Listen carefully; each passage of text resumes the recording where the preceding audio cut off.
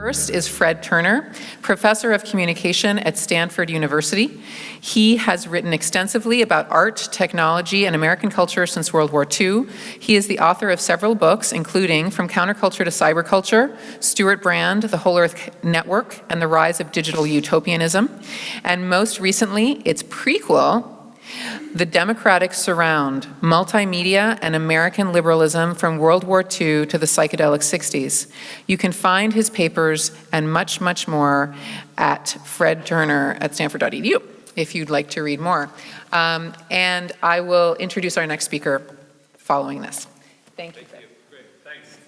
All right, it's a pleasure to be here. I like to move around a little bit when I talk. Can everybody hear me okay? And are we recording all right? Great, okay, excellent. Oh, good, this is great. I feel just like Phil Donahue. Thank you. It's a little toasty, so I'm actually gonna strip down for action. And then we're gonna go to work. Okay, can I get the slides up, please? In the back room. There we go, thank you very much. Okay, terrific. So, I'm going to take us back to a time after a lot of discussion about how bodies matter in utopias. I'm going to take us back to a time when folks tried to get the body out of the equation. And it's a time when the conditions of our contemporary cyber imaginary get set. And I want to think about how the American counterculture has done that. The work started many years ago, in part because I read Richard Barbrook's article with Andy Cameron on the Californian ideology. And so I started to try to figure out just what that might be. Talk's going to have three parts. I should confess, I was trained to give talks in a business school. So all my, yeah, exactly. All my aesthetics, all my slides are the way that I was taught to do it in a business school. So bear with me. Everything will have an agenda. Everything will have a point. So it's a three-part talk. The first is simply, what does the counterculture have to do with cyberculture? And the answer to that question, I think, has substantial ramifications for how we understand what the counterculture was, and particularly how we understand the commune-based wing of the counterculture. Second piece, I want to just turn to the Whole Earth Catalog, super influential publication, and the rise of the idea that community could be virtualized through digital media. To that end, in order to help that discussion go forward, I've actually brought an original Whole Earth Catalog. Thank you. Please pass it around, enjoy. Don't worry if it falls apart in your fingers. It's old, it's not too expensive, it's not one of the rare ones. Please pass it around, and whoever has it at the end of the talk, please pass it down back to me, okay? Or pass it there forward. Great, thanks. I want to conclude the talk after walking through the rise of virtual community with a warning. I think what became of the communes in the 1960s offers some powerful lessons, I think, for what might become of what we're now starting to call the sharing economy. So, a brief word about how I got to this stuff. I was a journalist in an earlier life. I taught in a business school. I went back in the mid-90s to graduate school in California in communication with an eye to becoming a professor. And I wandered into a California that completely surprised me. I had just finished a book about how Americans remember the Vietnam War. And in my Vietnam book, I had discovered that the computer was the emblem of the Cold War state. It seemed to people at the time to be dehumanizing. Being digitized was a terrible thing. Some of you who were at the free speech movement in 1964 may remember that people actually wore computer cards when they marched. Hollerith cards stamped FSM. One of the big important chants during anti-war marches was, "I am a human being, do not fold, spindle, or mutilate." Okay, computers were the emblem of the Cold War state. So imagine my surprise when I arrive at the University of California, San Diego in 1996 and see things like this. This is Wired magazine, circa 1967. It's so great to be talking about this at Santa Cruz because you guys will get the visual references here. That daisy, you remember 1960, I think it was a 67 march on the Pentagon? The beautiful blonde-haired boy who slipped the daisy into the rifle? Do you remember this? Just as an aside, he was on his way to San Francisco, where he became a drag queen named Hibiscus and helped found the Cockettes. In any case, you can see a sort of 60s imagery here, and a 60s imaginary, sort of psychedelic color scheme, a round globe that looks a little bit like a tab of ecstasy or a little bit like a millennial's vision of what a tab of acid might look like. And you see a language of world liberation, only now the fight's happening at the Treasury, and we're fighting for a new economy. And so I got to wondering, where on earth did we start imagining computers as tools of countercultural change? So I started rummaging, the way that journalists do, in Wired. And I started seeing that the writers for Wired in the late 1990s all knew each other. And they were writing about each other. And they had come together 30 years earlier at the Whole Earth Catalog. And I ended up, to my complete surprise, mapping a social network that stayed together for 30 years, with very few changes, and that transformed our understanding of computing. Stuart Brand, founder of the Whole Earth Catalog in 1968 with his wife Lois, went on to edit the Coevolution Quarterly and to help found the Whole Earth Review, which was a paper publication, The Well, which was a very important early online community, and the Global Business Network. His network also made it possible to get Wired started. Wired was edited by a man named Louis Rossetto, a woman named Jane Metcalf. They couldn't have done it without the Brand network. I was simply astonished. This, it turns out, was the community that gave us some of the following phrases: electronic frontier, virtual community, and my personal favorite, personal computer. Yeah, this is the crowd that helped us personalize devices and to imagine them as tools of countercultural change. All right, briefly, to understand why they were so important, we need to go back to what the counterculture was. I inherited a story in which the counterculture was a single collaborative movement. You know, you'd march against the war during the day, go home, pull out the bong at night. It was kind of, nobody's laughing, God. I try, being nostalgic, yes, thank you, that was good. I'm working really hard here, people.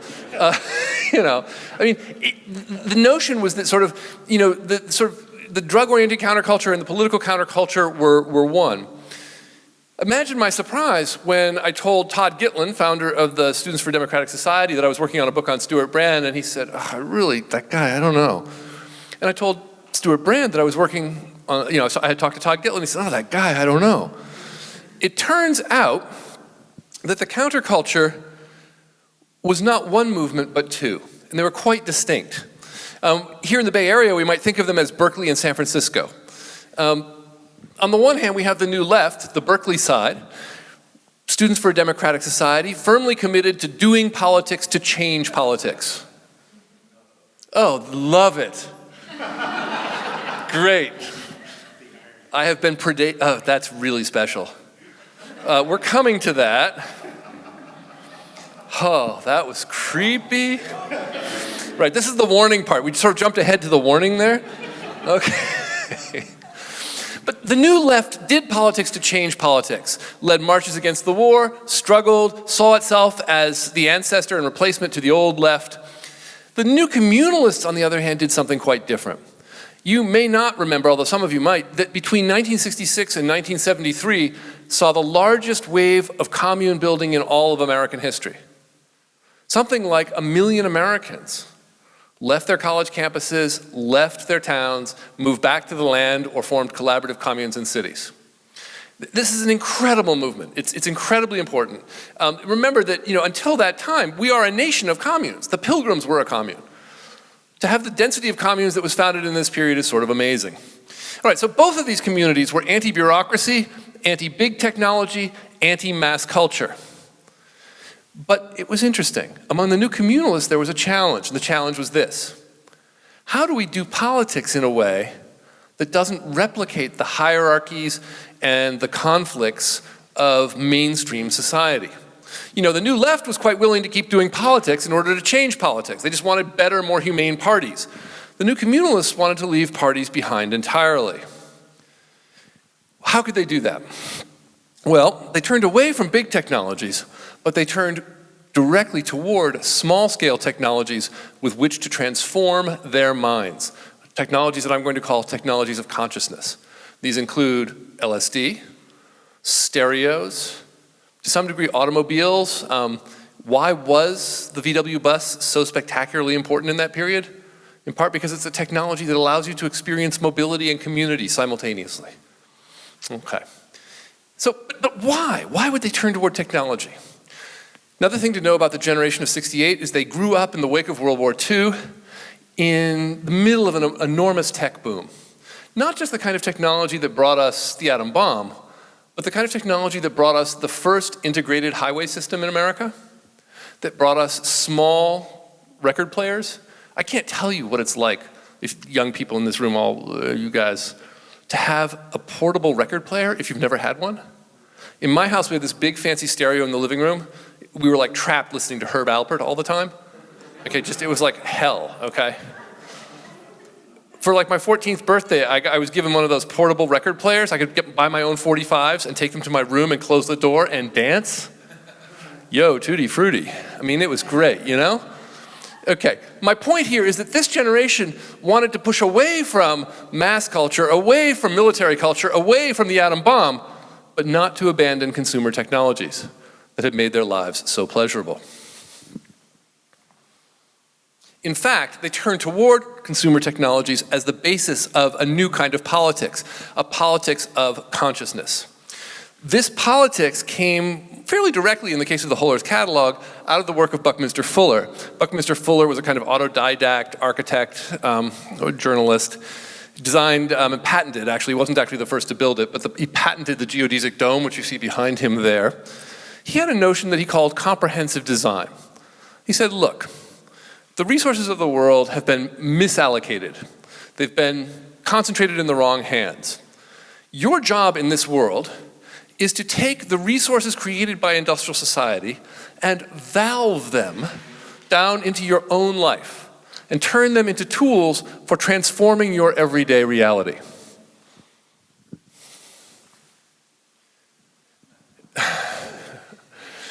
One of the first places his philosophy took hold was here at Drop City, a flagship commune from 1965 in the plains of Trinidad, Colorado.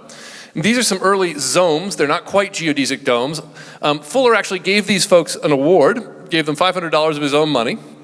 We're trying to build a city that looked like the future. These zomes, see the different colored panels? Anybody know what those are? Yeah, right on. Tell me you were there. Were you there? Oh, even better. Okay, so Steve Baer was the designer of these, and what happened on Drop City was that the builders of these zones went out to junkyards locally and chopped the tops off cars.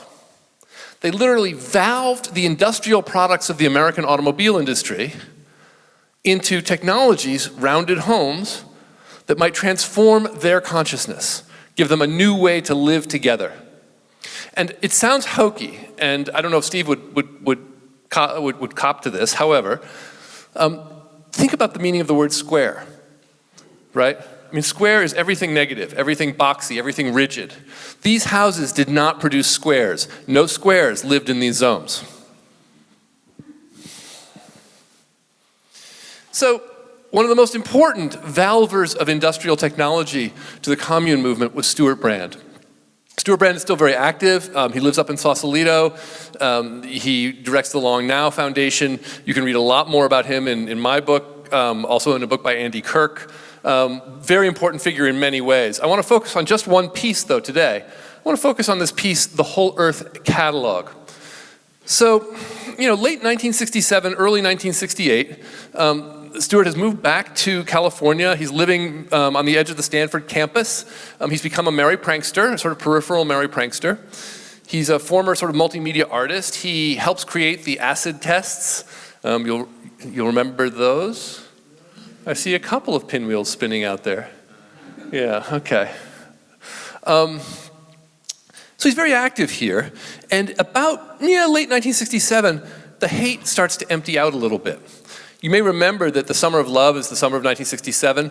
By that time, tourist buses are traveling through San Francisco to look at hippies.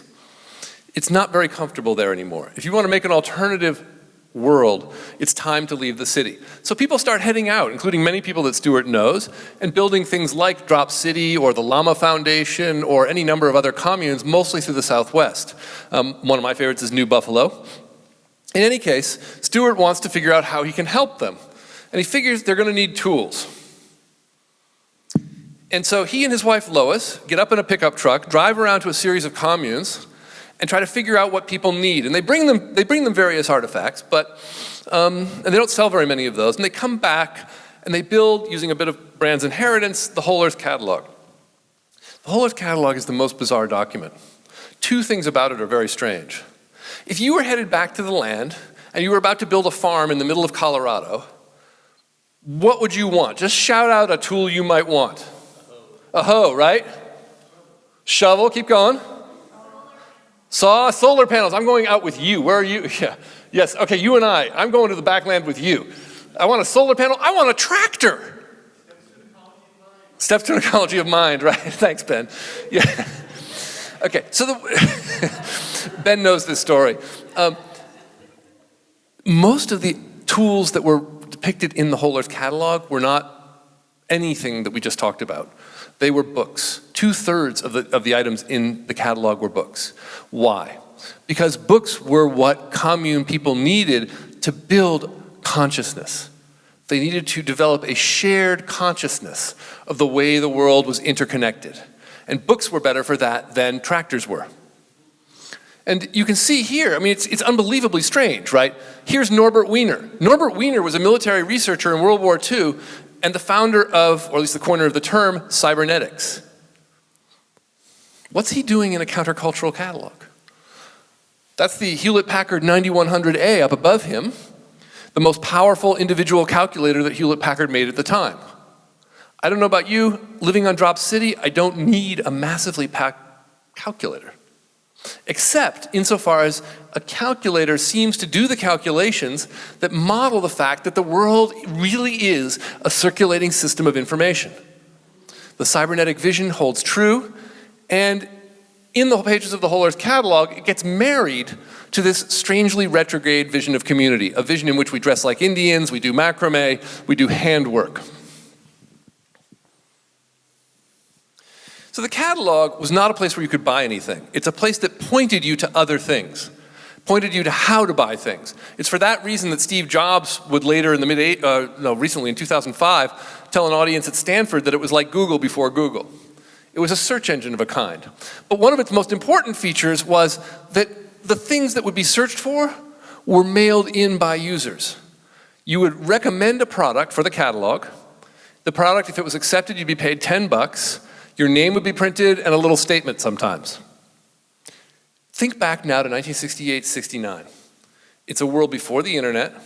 Long-distance phone calls are really expensive. Snail mail is how you confess your love. Okay? In that time frame, the catalog became a map of an otherwise hard-to-see national counterculture. If you wanted to know where the other hippies were, you got the catalog. It's a very powerful device for that purpose. It's a tool for bringing together individual mindsets and then knitting those individual mindsets together into a collective consciousness of community. So that's 1968-69. By 1972, the catalog is officially closed. There are other bits and pieces that come out. There are other examples of it that come out later for various reasons. By the early 1980s, Stewart Brand and the commune movement are more or less kaput. I found a transcript of a conference where Brand and Kesey were speaking, and it was the saddest thing you've ever heard. They go up on stage one after another and they say, "Did what we did matter?" By 1973, virtually all the communes had dissolved and disappeared. The ones that hadn't had authoritarian leaders or religious leaders, almost no exceptions. By the mid-1980s, Reagan is in power, the commune movement has dissolved, the Vietnam War has ended. What happened back there? And the answer is is that a 5? Great. There's no answer that they're comfortable with. But emerging around them in the 1980s is a different world, a world of computers that may seem to have some of the same properties that the Whole Earth Catalog had in the past. So the Whole Earth Catalog was technophilic, reversionary, communal, alternative. When they woke up in the 1980s in Silicon Valley, the communalists of the 1960s, led by Stewart, the Whole Earth Catalog crew, reimagined computing as a tool for creating virtual community, digitized community. Finally, through computers, we would build the kind of consciousness that we could not build earlier on the communes. I could walk you through this in great detail. I'm cognizant of time, so I won't bore you too much. I only want to note that the catalog was a snail mail paper-driven event. The well actually existed in digital real time. You would dial up using your modem. Remember that sound? Oh, I love that sound. And because of that, you were part of an interactive community when you got there. Another thing to remember, in this period, the well was not, the internet was not yet a visual medium. It's just text, okay? So you kind of leave your body behind. At the same time, you do that in a world that is industrially completely different. 1968, the era of the Whole Earth Catalog, Silicon Valley was largely dominated by large military industrial tech firms. You tended to have a job. You got a job with, say, Boeing. You kept it your life long. By 1985, that wasn't the case. The Valley had become transformed. It was a network-oriented production space featuring contract employment and microcomputers. In that kind of a world, you needed a network to survive. It wasn't a luxury anymore. It was you needed a network to survive. And on the well, the odd fusion of countercultural style and networking was enormously powerful. This is Howard Rheingold, a journalist writing in 1990, and I love his language here. He says, the well is an outright magical resource professionally. But the best thing is it's a gift economy. It's not it's not an economy. It's a place where we build things together. We don't do spreadsheets. What you can hear here, ladies and gentlemen, is a repurposing of the countercultural ideal. This is not a business place, says Howard. It isn't even a bar. It's a commune of the ether. Virtual community becomes the governing metaphor by which we understand computer interaction for the first 20 years of the internet. It's an enormously powerful cultural event. This is John Coate, a former member of the Farm Commune out in Tennessee. And check out his language. The well is a place where professional and personal interactions overlap, because that's what a village is. You go down to the butcher, the blacksmith, you transact your business. Okay, I live in Silicon Valley.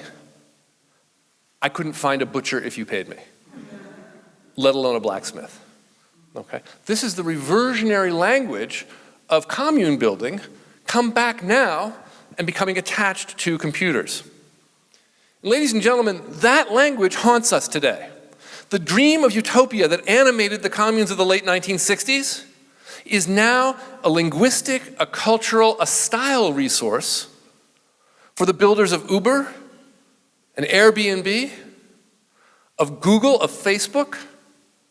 The dreams of community that animated us in 1968 have become the language by which computer worlds today are building communities that expose us to exactly the kinds of military-industrial monitoring we protested in 1968. That's where we are. I hope you feel a chill. I feel a chill. It's really sort of terrifying. And that's why I want to wrap up with a warning. This is the Llama Foundation. These are friends of Stuart Brand's, and they're dancing for world peace under a dome. And I have two very distinct feelings about these people. On the one hand, I love them. I want to dance for world peace under domes myself. Why else are we here? I mean, why else? When I dance in the living room with my wife and my daughter and our friends, that's what I'm here for. All right, fair enough. But as a politics, dancing under domes is radically inadequate. I'm going to let myself have a 2-second rant here, bear with me. We inhabit a world where we still tend to believe, many of us, that simply expressing ourselves together, changing the consciousness of those around us will change the world.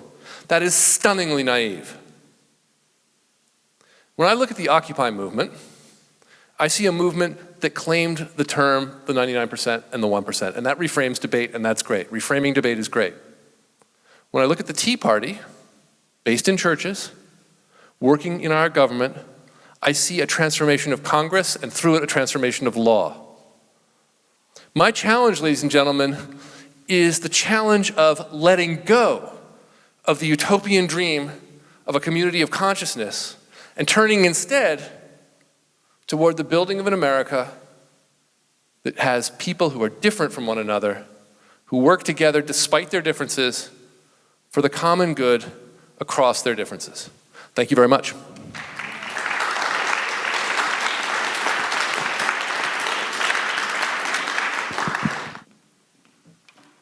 Thanks very much, Fred. That was terrific. And now we turn to Richard Barbrook, who's come to us all the way from England for our event today. Richard is a senior lecturer in the Department of Politics and International Relations at the University of Westminster in London. In the early 1980s, he was involved with pirate and community radio broadcasting, helping to set up a multilingual spectrum radio station in London. He published extensively on radio issues during this period. In 2007, Richard moved to the Social Sciences School of the University of Westminster and published his study of the political and ideological role of the prophecies of artificial intelligence and the information society, called Imaginary Futures. He is currently carrying out research into the politics of ludic subversion with particular reference to Guy Debord's Game of War. Thanks for joining us. Okay, thank you. It took me 23 hours to get from London to here, so I hope it was worth it. Outside there's a pamphlet which has just come out, published by the Institute of Network Cultures in Amsterdam, which contains the article which I'm going to talk about. It's the 20th anniversary of this article, so it's 20.0 rather than 2.0 as in the poster, but sorry about that. Okay, this is it's very, it's taken 20 years, but I finally get to talk about the Californian ideology in California. And I want to, essentially, it goes very nicely after Fred's, because in a way what he's talking about is, if you're here, you understand the differences. What you have to, this piece was written 20 years ago in England. It's the Californian ideology because of, if you think about Karl Marx and Friedrich Engels, they wrote a very famous book called The German Ideology, not because all Germans believed in this, but because it could only have occurred from Germany, this young Hegelian philosophy which they criticised. Similarly, this is obviously, Californian ideology is not about all Californians. It's merely about, it could have only come from this place. As you can see, this is me. You can see it's what we call a Camden jazz funker. My black 501s, my cardigan, African shirt and hat, rolling a spliff. And this is my colleague Andy Cameron, who is unfortunately no longer with us. We were setting up an MA course one of the first MA courses in Europe, studying new media, and we were really excited by this. I was involved, as you said, in community radio. I'd seen Minitel in France. I knew that you could have computer-mediated communications to the masses, and we've been waiting for it, and it had come. As we say here, this is sort of the opening of the piece. We were technophiliacs. We really were excited by the possibilities. Particularly myself, I was very influenced by the ideas of Guy Debord, the situations, this idea you could actually smash the spectacle, the one-way flow of communication from the media. So we were into this technology, but the problem for us was that you get people in England who would be horrified at, say, privatising the National Health Service or railways or things like that, but when they read Wired, they came out with all these neoliberal banalities about venture capitalists and deregulated markets when it came to the internet. And so one of the reasons we wrote this is how, precisely what Fred was just talking about, is how can you have that? How can you actually have something that's projected as radical, but actually has a deeply conservative form of politics? And particularly for me, because I'd actually done I spent a summer doing doctoral research here, and it was very obvious, if you were here in 1981, this difference between the squares and the hippies.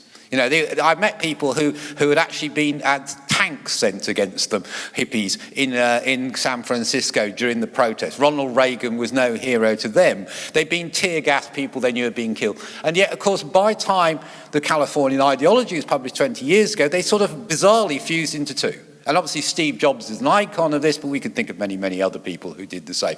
That Wired magazine presented itself with all these psychedelic colours, with people who came from, this Communes movement. I must admit, to us, actually, I can't tell the difference between Californian Maoists and Californian Communists. They all look the same to me.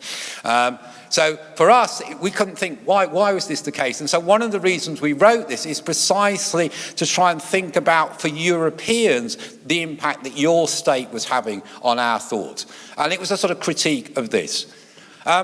So the main point we want is exactly this, is that what we saw is, how do you get this union of it? How did you get a union of the new left and the new right? Of people who believe in a communal economy, a gift economy, on the other hand, people who believe in laissez-faire, free markets, neoliberalism. And of course, what I think we thought of it's technology. It's the second coming of Marshall McLuhan. As you said, I wrote a book called Imaginary Futures, which actually won the Marshall McLuhan Prize. So he's a theorist that really interests me. And one of the things that he wanted to do, in a way, is to, instead of the humanity being the subject of history, it's media technologies. He has these stages, we have an oral culture, what he calls the Gutenberg galaxy, the print culture, and then we're entering into the global village. That this is, in 1964, he's predicting the coming of the internet. And what he's saying is that it's actually the change in consciousness is through this new form of media technologies, colour television, telephones, and of course, what will become the internet. This convergence of computer, media, and communications, and it's this which allows you to get this union of opposites. If you believe in the liberating power of information technologies, you can somehow square the circle between these two contradictory positions. And of course, though it appears to be riffing off the counterculture of the period of the 1960s, actually at the time in the 1990s, it had a deeply, deeply reactionary politics, particularly exemplified by Esther Dyson, who wrote this piece about Newt Gingrich, who was the far-right leader of the Republican Party in Congress, this is a quote from their wonderfully named Progress and Freedom Foundation. Joseph Stalin would have loved that title. Well, not surprising, because they were being advised by Alvin and Heidi Toffler, who were Stalinists until they became neoliberals. And of course, she said it's friend and foe. Or actually, there's no foe in it at all. They were buying into the neoliberal Kool-Aid. Of course, for those who know that Newt Gingrich famously represents the part of Atlanta where they didn't build a tram line from the centre to his constituency in case black people decided to come and visit them. So he's a white flight suburb thing. So it's actually the most basic problems in American politics, and yet they see him, because he's got the rhetoric of information technologies, of the free market, as somehow a progressive force. And so this is part, of course, we come from England, we had Margaret Thatcher. At the period we're writing this, we still had a Conservative government who are pushing for this, exactly this, that the new technologies are supporting the politics of the dominance of the banks and big business and all the rest of it. And of course, one of the things that they were appealing to in the rhetoric of Wired magazine is that actually it wasn't just going to take us to this new high-tech future, the McLuhanist global village, but also to realise this dream of Jeffersonian democracy. It was interesting, when we were writing this, Andy Cameron had just read Gore Vidal's book called Burr, which has got a whole wonderful section about people going to visit Thomas Jefferson on his slave labour plantation down in Monticello, where lots of the servants looked surprisingly like Massa. Yeah? But what we wanted to think about is that to actually say the word Jeffersonian democracy with no sense of irony. When people say they're a liberal, I always think of this person's back. The right that, if you think that human freedom is based on the right of property ownership, the basics of liberal theory, it's also the freedom to own other people as your property. And if you do so, to discipline them in this way because you're not going to pay them. And so one of the things we wanted to do is say, it's not just their technological determinism we had a problem with, because it was leading to high-tech neoliberalism, but even what appears to be their most libertarian, as they would call it, vision. That is, that this idea we're a free, autonomous individual who is self-determining because we are an entrepreneur, because we are a property owner. Of course, in America, it has this very, very downside, which is the history of slavery, white supremacy, and as we can see now, gunning people down on the street because they happen to be African American. So the question is then, is why was this important? I mean, for you, okay, it's, you know, it's an interesting ideology that emerges out of the particular circumstances of California. I had friends in Los Angeles who said, nothing to do with us, mate, it's Northern California. But of course, yeah, and obviously the title, I mean, Andy Cameron had been in a Trotskyist group, and if you read Lenin thinks that, you know, ideology is what controls people. You know, the ruling class has an ideology, it brainwashes the masses, that's how it keeps in control. We didn't subscribe to this. We're more, as I said, influenced by Karl Marx and Friedrich Engels, who said that ideology is a symptom. Actually, the class rule lays somewhere else, but what's interesting about ideology is it shows you how the ruling elite actually thinks about itself, let alone what it's telling us. And of course, one of the key things that Wired magazine was doing, and other people around this sort of high-tech neoliberalism, is they were continuing a Cold War project. The Cold War might be over, though I doubt it. Actually, I think the Cold War, the Russian Empire had collapsed, but I don't think the Cold War is over until the American Empire collapses as well. But one of the key things that they were doing in the Cold War is both the Stalinist Russia and liberal America were competing over who owned the future. Because if you own the future, the imaginary future, people will then follow you. So it's actually owning time is controlling space. So you can see that this proclamation that California is the future of everywhere else. You know, you are the beta version of what we will all become in Europe is very, very powerful, because if people will buy into that. As I said, I started at the beginning, people who won't accept neoliberalism on the welfare state, but they will accept it if it's seen to be associated with the new technology. And in a way, we saw it as precisely this continuity of this theme. And as I said, it's something in my Imaginary Futures book I developed further. And so one of the points is to say, as I said, it's the Cold War carried on. Is that right? Yeah. Okay, so the key point as we were thinking about this was, of course, the story. You have this story, and you can do the ideology critique. You know, we're academics. You know, this is what you do for a living. And of course, the most obvious thing to say about it is the most basics of the Californian ideology are untrue. I mean, this is a state that's built by the state, yeah, without the irrigation supplies, the highways, the universities, and above all, the great pork barrel of military spending. This would have never happened. 40 cents of every defense dollar was spent in this state, and this is what created the high-tech industries here. There's a great. America has state planning like every other country. It's just here it's called the defense budget. Yeah. And the other side of this, of course, is the whole counterculture, hobbyist culture. The things that California really, which essentially Wired magazine was trying to piggyback on, was, the drug culture, lesbian and gay liberation, surfing, new age spiritualism, all this stuff, which people found attractive, the music. I always remember the first time I came here to California and said, well, what this place has, which most of the rest of the world doesn't have, is the W, he said. He said the 3 Ws. Weed, wine, and weather. Yeah? And this is a dream that obviously brought it. And out of this came this hobbyist culture, which obviously played a key role also in the development of the computing, the homebrew computer club, right up to the beginning of the internet. And right up to now so it's a mixed economy. It's never been just Steve Jobs. Entrepreneurs have a rather inflated sense of their own importance and appropriate not just the labour of their own workforce, but that of the wider community and also the state that supports them. So we're not, California is a mixed economy. It's just that you're not allowed to say it. You have to say it's just the entrepreneur. It's the Steve Jobs. It's, Zuckerberg and all the rest of it. Okay? So, but what we also wanted to say, if we can get this to work, okay, is that actually that one of the ambiguities in the present situation. This is the Facebook. Remember this, Fred? We went on the visit to Facebook.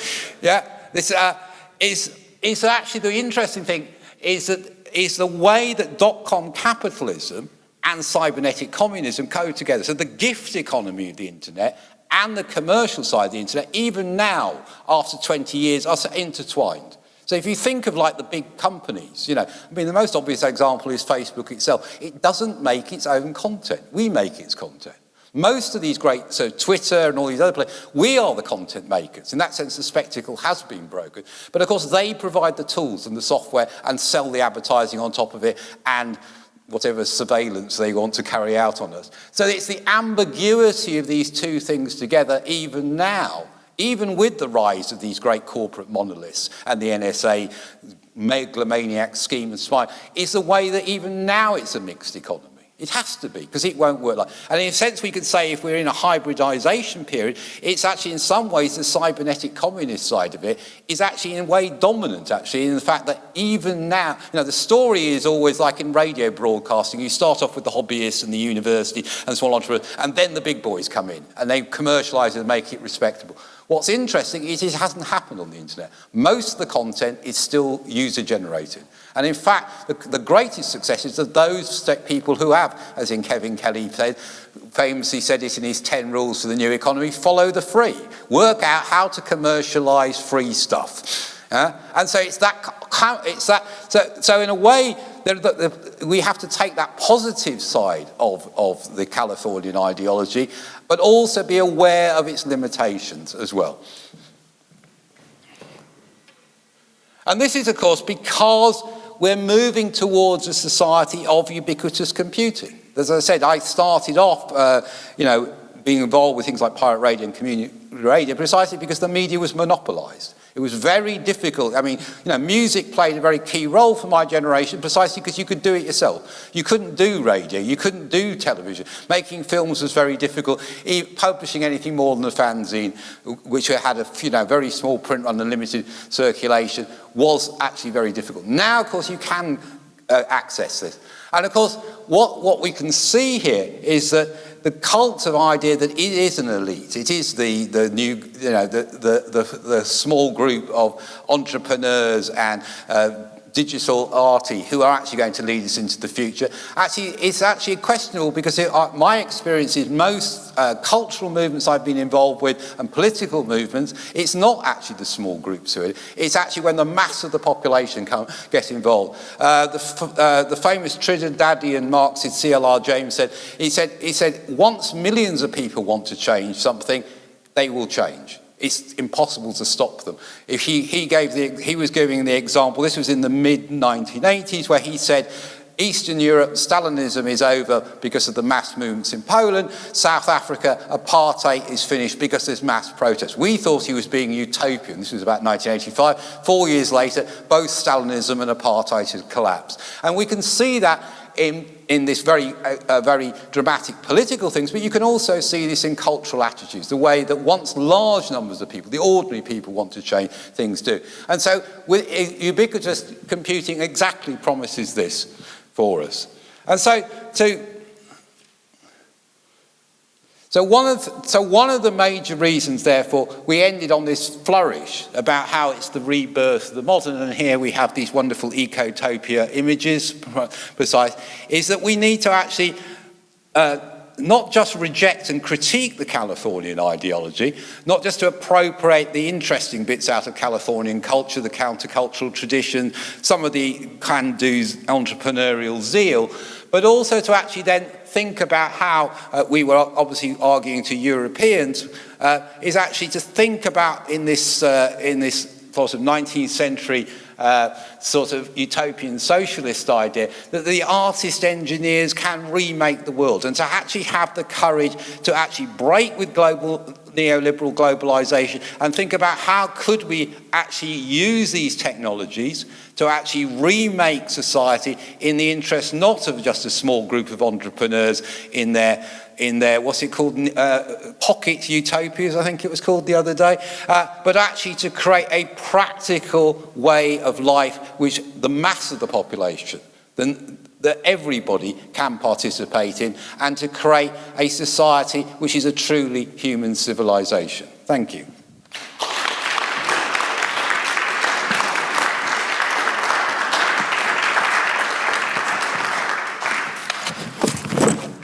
Right, was that short enough?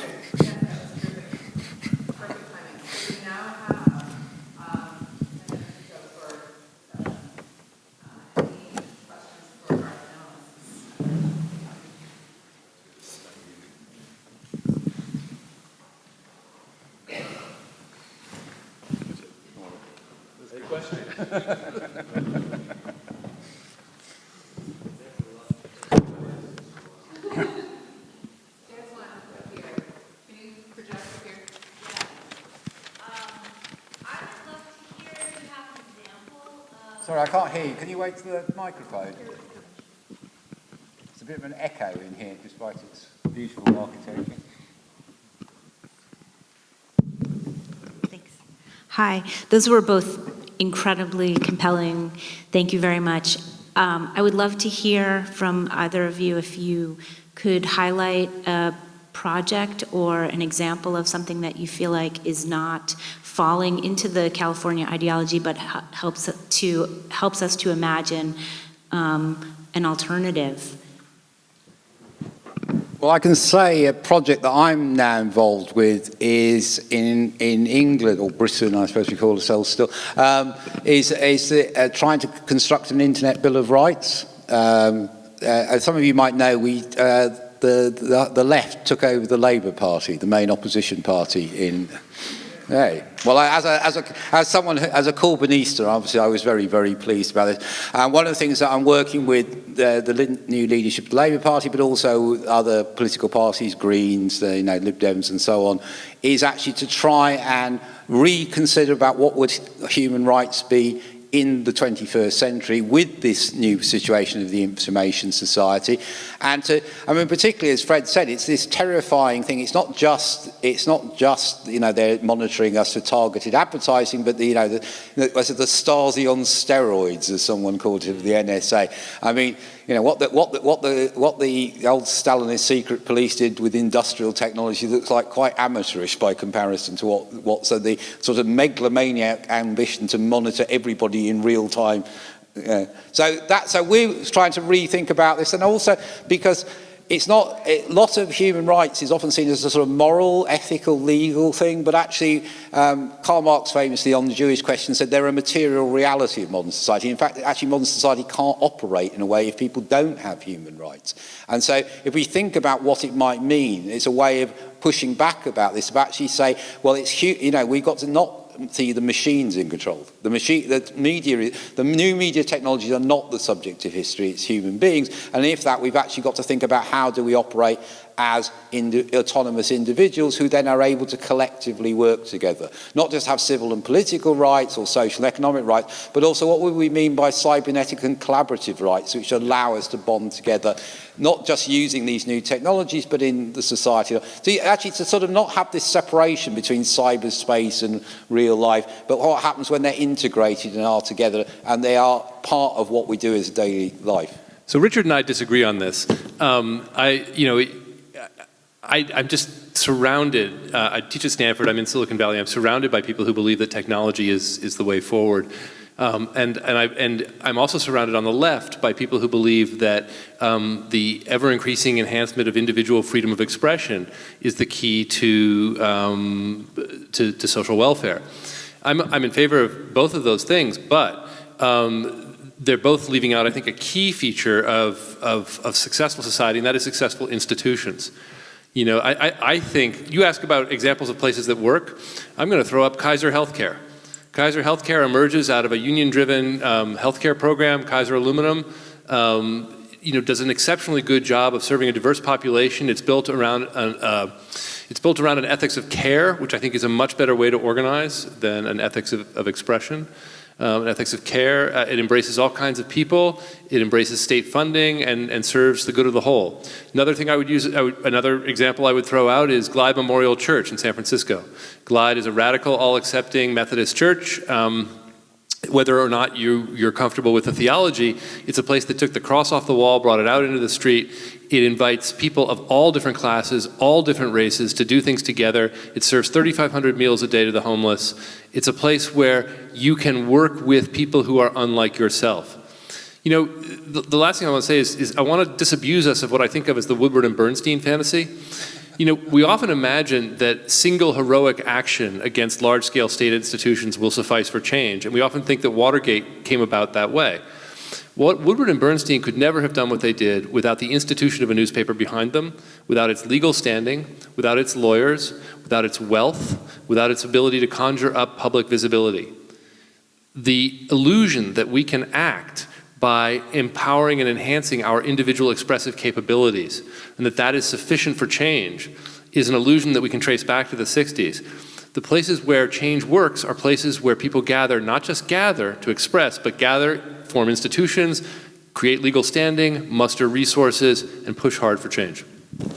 Well, I think going back to England is, you know, if you see this was what happened over the summer, the Labour Party lost the election, I mean, for various reasons. But what happened after that, there's been this massive flow into the Labour Party. It's now got more members than every other political party combined. And partly it's because I think people have woken up to this fact that you do need an institutional expression. I actually don't think that these two, I mean, you know, I have a more dialectical view on this. I think that if you empower individuals, they can then form collectives. And I think the purpose, I don't actually think there's a difference, in a way, a very fundamental way, the difference between institutions and social organisations, because I don't think you can really have individual freedom except in a society that nurtures it.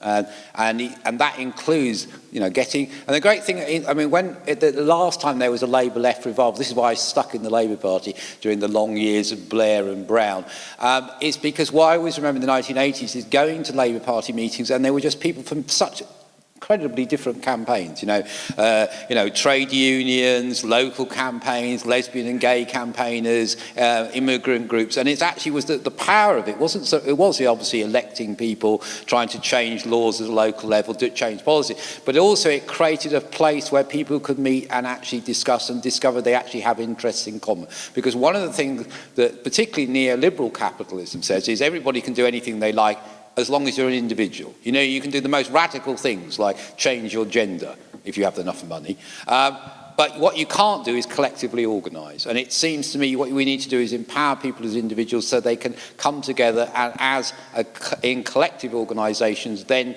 actually make society work in the interest of everyone instead of a very, very small, selfish and deeply stupid elite.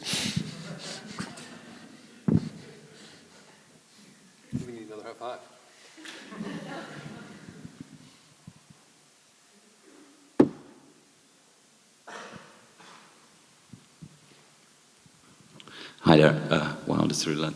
So on your previous point, since we have an English chap here talking to us, there's this really interesting quote from Churchill that says, "We shape our buildings, and the buildings shape us." And this is a bit of a biased question. I happen to be an architect as well. What do you feel the role of urban planning and city planning, ultimately architecture and public transport is in all of this? If you want to, you know, to me, and I've been living in the US for exactly a year now, having moved from Europe, and you know, to me, the biggest, you know, symptom, if you will, of all these things that you're talking about is actually reflected in the fact that, you know, for you to get from Oakland to Santa Cruz on public transport, it would take you, what, 5 hours? Which is, you know, ludicrous. And like, you know, you should be able to do that in an hour. And there's, right? And that all goes hand in hand with how you structure cities. So I wonder if you could speak to that a bit. So Richard pointed me on this one only because my last book was actually a book about architecture, perception, and power. Multimedia. It's a book. It's a prequel to the Counterculture book, but it's right on this point. And it's about attempts in the 40s and 50s to build democratizing environments, architectures that would produce democratic citizens. One of the places those architectures went wrong, that I think is leading to the legacy that you're pointing to now, is that they emphasize collections of individuals. Particularly as the 60s came on, we began to lose the language of the public.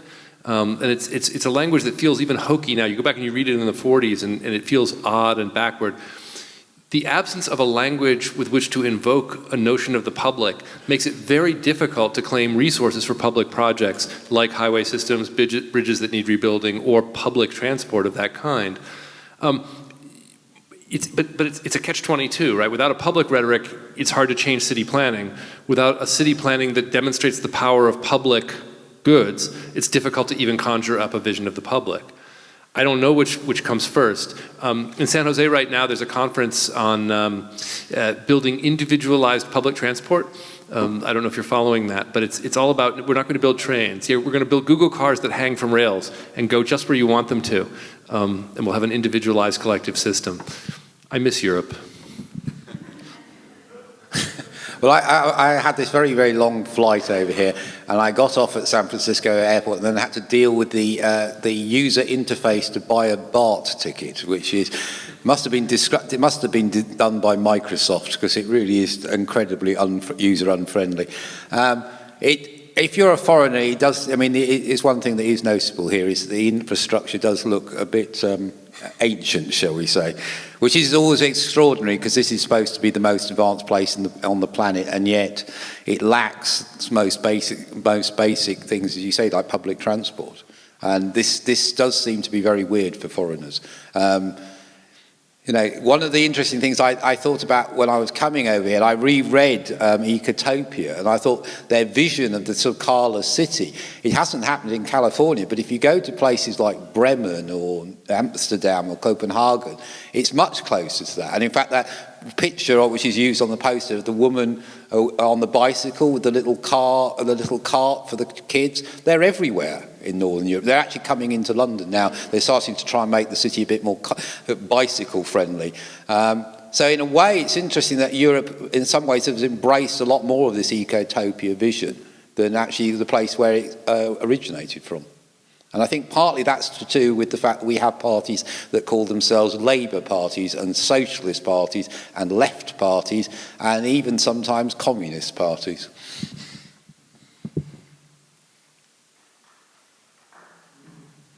Yeah, let's have a party.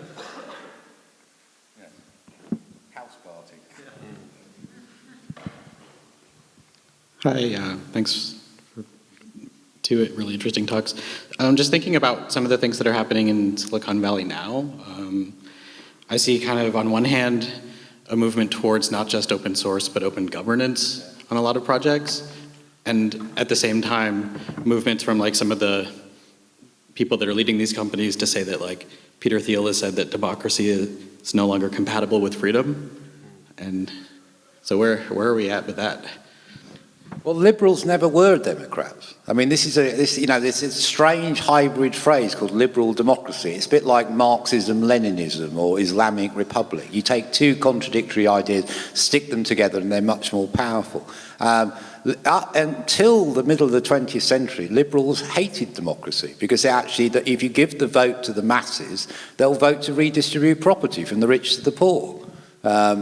Even worse, if your property wants to get the vote, as we saw in this country, here we are, the 150th anniversary of the crushing of the slave owners' rebellion. Actually, it's always amazing. Where are the public celebrations of the Union victory here? I found that absolutely amazing. For a foreigner, we found that. So I think we shouldn't, Peter Thiel is just, this is a long, you could go back to reading the Federalist Papers, James Madison, when he writes the Bill of Rights, it's not for his slaves, it's not for the indigenous population, it's not even for women, white women. So it's always like it's an oligarchical view of what is liberty, and it's the property owners. Liberalism is the freedom of property owners, which is very different from citizenship. If you look at, in the English Revolution, the Levellers, as their name suggested, they thought every male should be a citizen. In the French Revolution. And so there was always, this is what Marx points out on the Jewish question, there's a counter between the rights of citizens, which is everybody, and civil rights, which is the right of property owners. And these are in contradiction with each other. And usually they're allied in with each other. So the idea, you could read Thomas Hobbes, someone referred to him earlier on, who actually appropriated the social contract from the Levellers, actually.